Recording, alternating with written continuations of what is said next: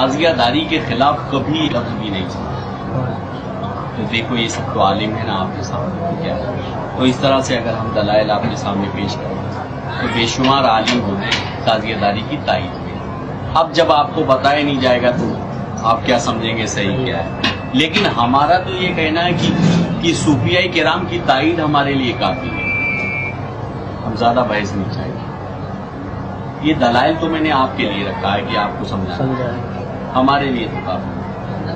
اس چیز کو ہم مانتے ہیں. جو حضرت شاہ نیاز بابا کا جو فتویٰ اس چیز کو ہم مانتے ہیں. لیکن ایک وارث پاک کی تعزیہ داری کا چرچا مشکات الحقانی ایک کتاب ہے جو وارث پاک کے حالات زندگی پر لکھی گئی, تصوف پر لکھی گئی کتاب ہے. تو اس کا ایک میٹر یہ بھی مصنف نے تحریر کیا ہے. مصنف نے کہا, اس کی ہیڈ لائن ہے کہ وارث پاک کی تعزیہ داری. اس پر مصنف نے یہ ذکر کیا کہ محرم شریف کی 9 تاریخ کو حضرت وارث پاک اپنے گھر کے سامنے تعزیہ شریف کی زیارت کرتے تھے. 9 تعزیہ کی زیارت کرتے تھے. لیکن ایک بہت پوائنٹ کی بات مصنف نے لکھی ہے کہ حضرت کی نظر جیسے ہی تعزیہ شریف کو پڑتی تھی آپ کیفیت میں آ جاتے تھے. تو ہم کیفیت کو تائید غیبی کہیں گے. کیفیت ایک بہت بڑی حقیقت ہے جس کا انکار نہیں کیا جا سکتا. یہ مشاہدے کی منزل ہوتی ہے, اس کا انکار نہیں کیا جا سکتا. تو جب کیفیت میں آ جاتے تھے تو سمجھ میں آ گیا کہ ہے کوئی حقیقت ضرور. تو اس طرح سے بات صاف ہو گئی کہ تعزیہ داری کے خلاف کبھی سوچا نہیں جا سکتا. اور جن لوگوں نے آپ کو غلط سمجھایا ہے وہ غلط ہے. یہ صرف میں جانتا ہوں اس میں کیا سیاست بدلی گئی. آپ کو اس لیے غلط سمجھایا گیا کہ ان لوگوں کا یہ سوچنا تھا کہ اگر دوسرا رخ دنیا کے سامنے ہم رکھتے ہیں تو ہمارا فتویٰ سب کوئی نہیں مانے گا. تو یہ سب غلط ہے. ہمارا یہ کہنا ہے کہ سچائی کو آپ سامنے رکھو, اب پبلک خود فیصلہ کرے کیا صحیح ہے کیا غلط. تو یہ دھوکہ آپ کے ساتھ کیا گیا. اب آپ لوگ تو مطالعہ کر نہیں سکتے. یہ نہیں کہ آپ صوفیاء کا کیا خیال ہے, بزرگوں کا کیا خیال ہے, اولیاء کرام کا. تو اس لیے کچھ لوگ دھوکے میں پڑ گئے. لیکن سچائی یہی ہے کہ بے شک ہم نے آپ کو بتایا تعزیہ داری بے شک. اب میں آپ کو بتاتا ہوں ایک چیز ہم آپ کو بتائیں گے. حضرت ابراہیم خلیل اللہ نے حضرت اسماعیل کو ذبح کیا. وہ چیز اسلام میں یادگار کے طور پہ ہے. آپ بقرعید کے دن جو جانور ذبح کرتے ہیں یہ وہی چیز ہے. یہ حضرت ابراہیم نے اپنے بیٹے کو ذبح کرنا چاہا لیکن اللہ نے اپنی قدرت سے وہاں دمبا آ گیا اور اس طرح سے.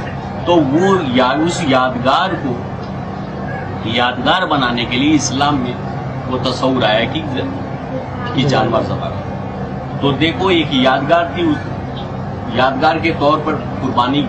تو امام پاک نے کتنی بڑی قربانی دی ہے یہ دیکھیے آپ دنیا کے سامنے. تو اس یادگار کو یادگار بنانے کے لیے اگر ہم تعزیہ داری کریں تو کیا بری بات ہے.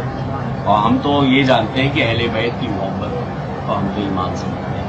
ابھی خانقاہ نیازیہ سے ایک پمفلیٹ چھپا تھا, وہ مجھ تک وہاں ایک سامنے بھیجا میرے پاس.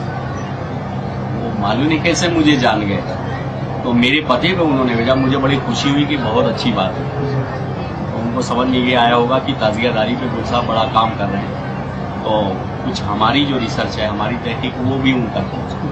ہماری فون سے بھی ان سے بات ہے زاہد میاں سے. تو اس کی ہیڈنگ تھی اس پمفلیٹ کی, محبت اہل بیت ہر مسلمان پر واجب ہے. تو ہم تو اہل بیت کی محبت کو ایمان سمجھتے ہیں. آپ کو بتا دیا میں نے کہ امام پاک کی قربانی, امام پاک کی شہادت کو ہم یادگار بنا کر تعزیہ داری کے طور پہ ہم پیش کریں تو کوئی ایسی بات نہیں. لیکن میرا کہنا ہے کہ یہ ہم ہی تھوڑے گئے تھے. علماء کے ایک بہت بڑا گروپ ہے جو اس بات کو ہم نے ایک آدھ مثال آپ کے سامنے آپ نہیں جان سکیں گے. ایک بہت بڑے عالم تھے جو علم کا پہاڑ انہیں کہیے, سید غلام گیلانی میرے تھے. بہت بڑے عالم ہوں گے سمجھا شمار. یہ ہمارے زمانے کی بات ہے ان کی ہم آپ کو بتا رہے ہیں. تو انہوں نے اپنے کلاس میں یہ بات کہی تھی, اپنے شاگردوں کے سامنے یہ بات کہی تھی کہ محرم شریف میں تعزیہ داری سے بڑھ کر کوئی عبادت نہیں. بے شک ارے میاں امام کی اگر رضا مل گئی تو یہ سب سے بڑی بات. بالکل صحیح ہے.